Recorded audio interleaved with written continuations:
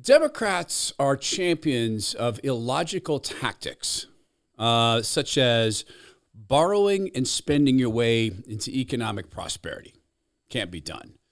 Or regulating yourself into freedom. Cannot be done. They're also, though, the champions of Hitlering your way to righteousness. This is by calling everybody who disagrees with them Hitler. It's become a cliche at this point. They've taken the name Adolf Hitler and it's verging on meaninglessness. The same thing they did to racism. And that card is charged out, no longer carries any weight. So Hitlering into righteousness is having the same effect. But it's also allowed them to power their own delusions.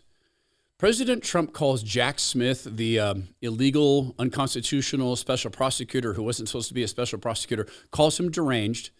I think that's a pretty good phrase for Jack Smith, the deranged Jack Smith.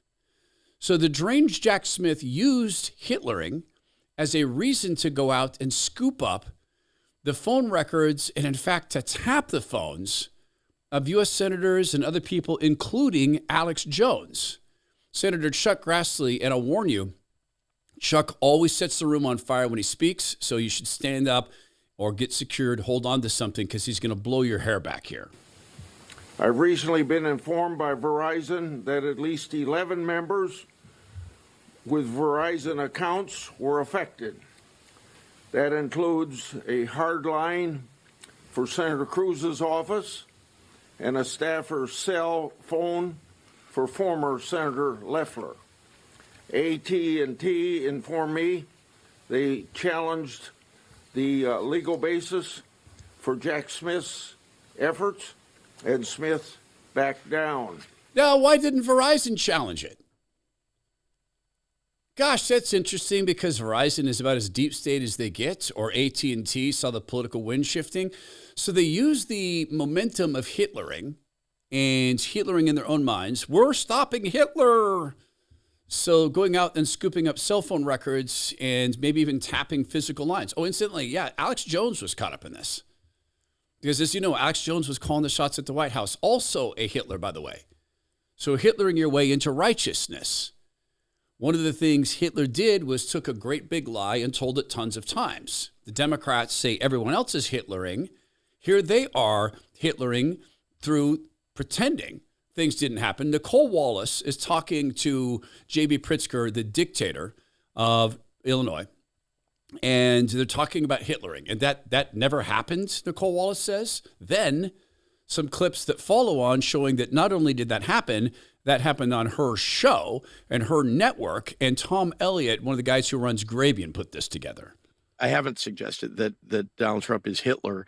I wouldn't say I don't that think any Democrat has. I actually, and I think it's a smear that they project back on to critics. What is the natural extension, Justin, if he pursues this to Harvard and beyond? There was an authoritarian leader several decades back called Adolf Hitler. Hitler came to power and the scientists left. The military survive in that climate.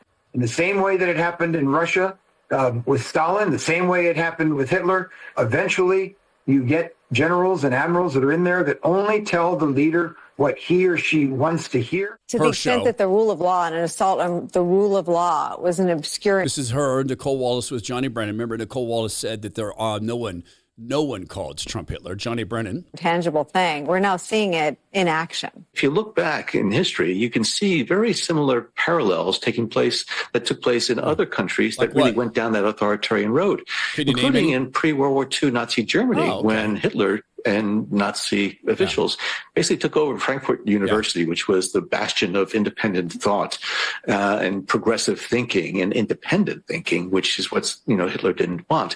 And so again, this is what authoritarians do. They try to control all of the. This is Johnny Brennan, who of course participated in spying or getting the ability to spy upon the Trump campaign from the White House, because that's not authoritarian.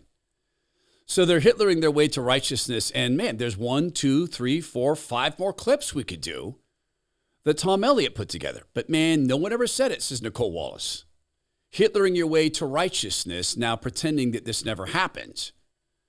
Gavin Newsom's having a week of sound bites. So Gavin Newsom came out to pretend to be black because he's hanging out with black people And it's the most pathetic thing I've ever seen. And why the black people laugh along to this, I cannot for the life of me understand. You don't speak that way. And this isn't well seen, but at one point, some hot sauce fell out of his pocket. No, I carry hot sauce everywhere. You'll meet Chuck D hanging out, throwing the threes. Gavin Newsom also pretended to be animated by the word of God this week. But this is a throwback. He's not quite calling Trump Hitler, but he's calling him a what, Gav Newsom? I mean, he's an invasive species. For California. For the country. For the world. He's a wrecking ball, not just the symbolism and substance of the East Wing. He's wrecking alliances, truth, trust, tradition, institutions. This is a guy who pretends to be black. This is a guy who pretends to be animated by Christ.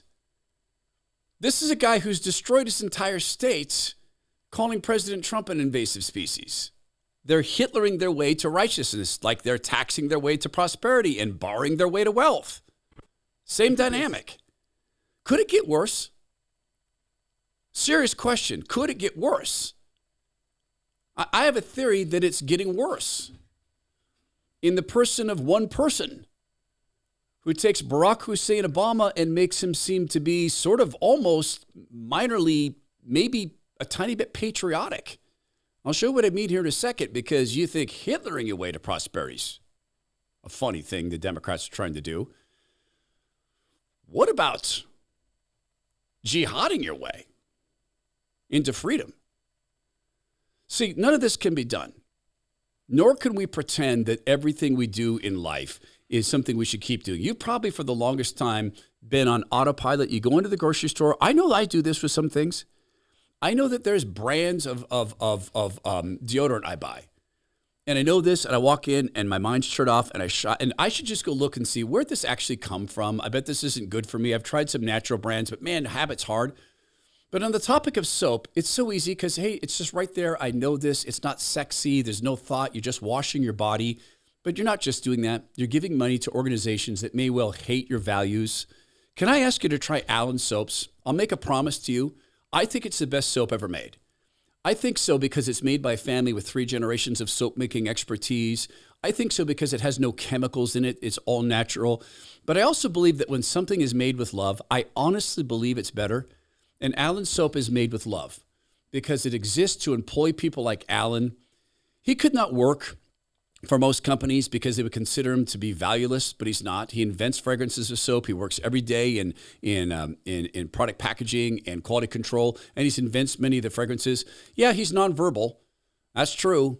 He has trouble moving. That's true. He's 14. He's been through 18 operations. That's true. But he's the sort of people we hire at Allen's. So get the world's best soap, made in America, all natural, by a family of 3 generations of soap making expertise. Go to allensoaps.com/Todd. It's allensoaps.com/Todd. When you find out that it's the world's best soap, you confirm my suspicion, then subscribe at allensoaps.com/Todd.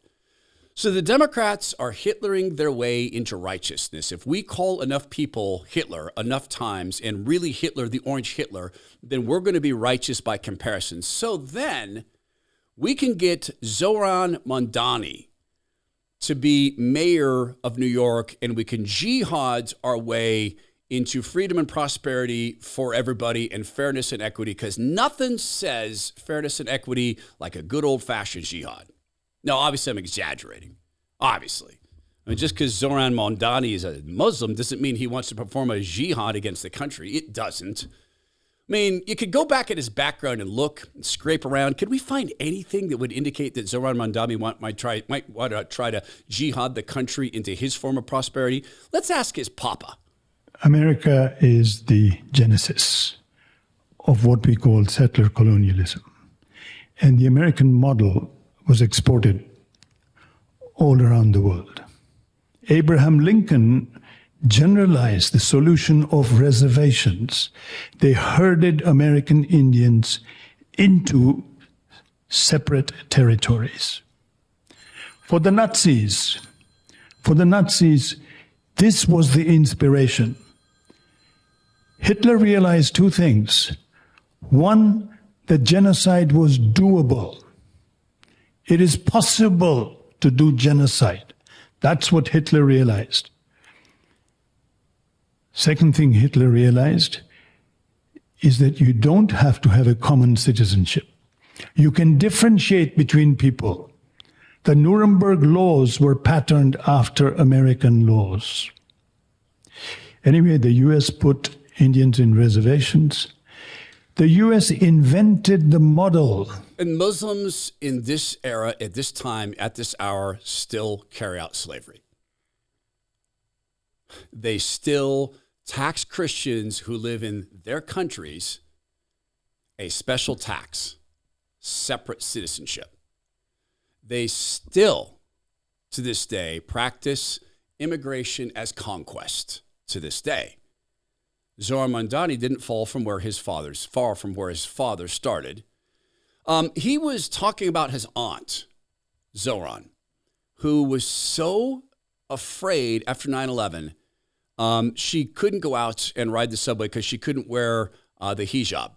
Then turned out his aunt actually never lived in New York. In fact, is a more modern Muslim and in fact doesn't wear the hijab. And he got called on this, and then the story sort of magically shifted. How do you respond to your aunt didn't live here? Yeah. Yes, I was speaking about my aunt. Uh-huh. I was speaking about Zehra Fouy, my father's cousin, who Wait. sadly passed away. Wait, his father's cousin, that's not his aunt. You see how slick this guy is? I was speaking about my aunt, my father's cousin. A few years ago. And for the takeaway from my more than 10-minute address about Islamophobia in this race and in this city to be the question of my aunt tells you everything about Andrew Cuomo and his inability to reckon with a crisis of his own. No, there is not a crisis of Islamophobia in New York City. There might be a crisis of people being attacked because they're Jewish, which is happening there. You're on the verge of being elected mayor. That doesn't strike me to be a place that is in a anti-Muslim crisis at all. And on the topic of Hitlering your way to prosperity, why was it that Hitler created a relationship with Islamist leaders? Why was that? Was it the friend of my enemy is my friend? Or was it more ideological? Because Islam is a political system every bit as much as it is a religious system. But when you're busy going out and Hitlering everybody to make yourself seem righteous, it's easy to miss a tiny, bothersome little detail like that footnote in history of war and warfare.